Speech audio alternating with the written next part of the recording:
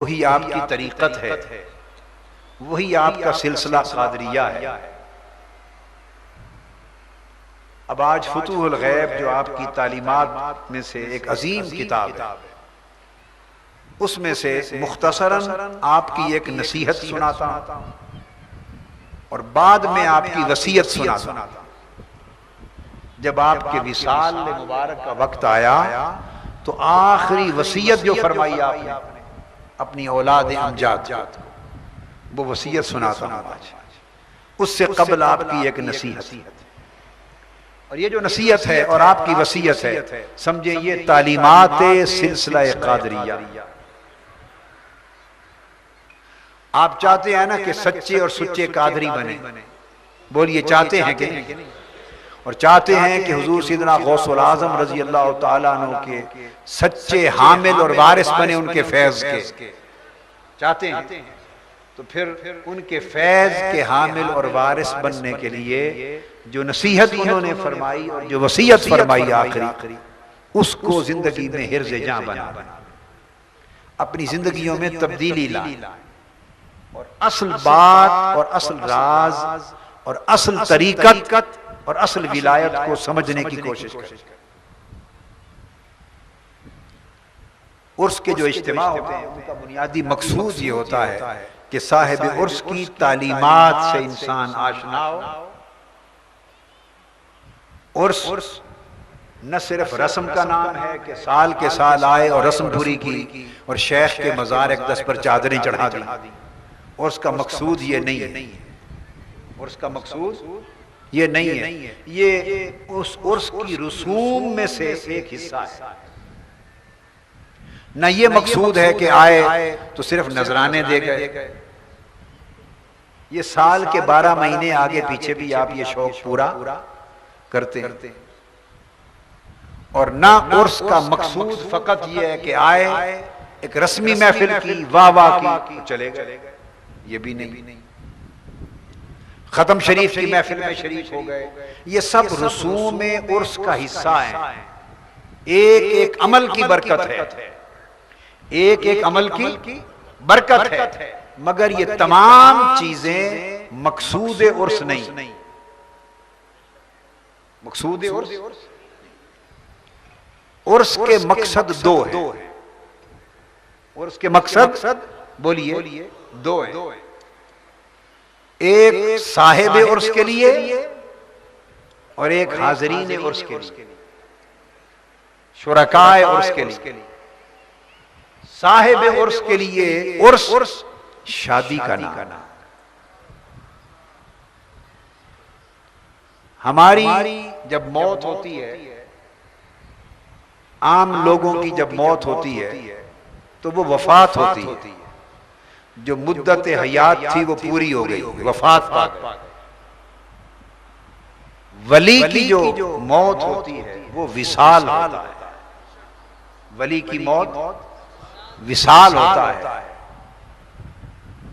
اور وہ ولی کی موت ذائقے کے طور پر آتی ہے اور چلی جاتی ہے۔ کل نفس ذائقۃ الموت، ویسے تو ہر مومن کے لیے موت ایک ذائقہ ہے، آتی ہے اور چلی جاتی ہے۔ موت کسی کو فنا نہیں کرتی، یہ مغالطہ ہے، موت کسی کو فنا نہیں کرتی۔ ہاں وہ فنا ہو جاتے ہیں موت کے ہاتھوں جو زندگی میں فنا نہیں ہوئے ہوتے، جو زندگی میں فنا نہیں ہوئے ہوتے وہ موت کے ہاتھوں فنا ہو جاتے ہیں۔ ایک بار بندے نے فنا ہونا ہے، بس۔ کیا؟ ایک بار فنا آتی ہے، 2 بار نہیں آتی۔ ہم لوگ چونکہ زندگی میں فنا نہیں لاتے، اس لیے موت ہماری فنا لاتی ہے۔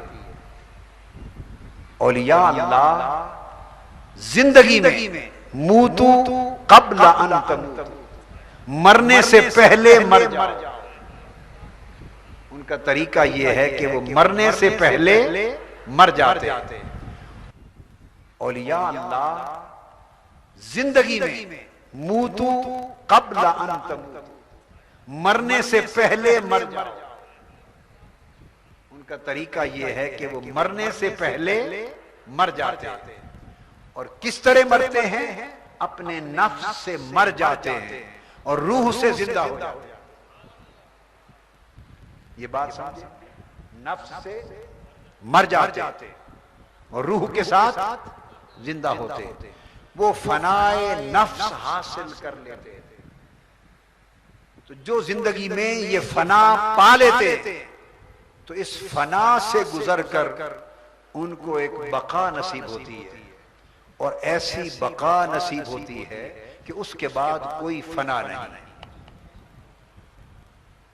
پھر آپ کہیں گے کہ جب موت آتی ہے تو وہ کیا لاتی ہے ان کے لیے؟ فنا تو پہلے ہو گئے تھے، وہ فنا بھی ہو گئے تھے اور صاحب بقا بھی ہو گئے تھے۔ اب موت ان کے لیے محبوب کی ملاقات لاتی ہے، موت ان کے لیے محبوب کا وصال لاتی ہے، ان کے لیے محبوب کا وصال لاتی ہے۔ اوروں کی موت غم بن کر آتی ہے، ولیوں کی موت شادی بن کر آتی ہے۔ اوروں کی موت غم بن کر آتی ہے، ولیوں کی موت شادی بن کر آتی ہے۔ یہ درس سے پہلے ایک بات ہو گئی، میں نے کہا تھوڑا آپ کو سمجھائیں عرس کی مناسبت سے۔ تو ولی کی موت شادی ہوتی، اس لیے مومن کو قبر میں کہا جاتا ہے نم کنومت العروس۔ جس طرح پہلی رات کی دلہن سوتی ہے، اے مرد مومن اب تو اسی طرح اس قبر کی سیج میں سو جا،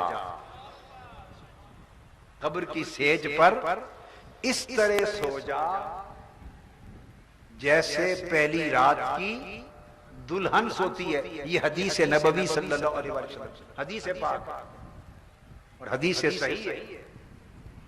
جب وہ تینوں سوال ہو چکتے ہیں اور مومن جب پہچان لیتا ہے آقا علیہ الصلوۃ والسلام کو اور اسے خوشخبری دے دی جاتی ہے، اور اس خوشخبری کے بعد آخری کلام فرشتے جو اس مرد مومن سے، اس ولی سے کرتے ہیں وہ ہوتا ہے کہ اب سو جا۔ جیسے ماں لوری دیتی ہے نا بچے کو، سو جا سو جا میرے سہنے سو جا۔ تو لوری کا جملہ جو مرد مومن کو، ولی اللہ کو قبر کی سیج پر، قبر کی سیج پر برزخ کی ماں سلاتی ہے، اور برزخ کی ماں جو لوری دیتے ہوئے کہتی ہے وہ ترانہ ہے، سو جا پہلی رات کی دلہن کی طرح سو جا۔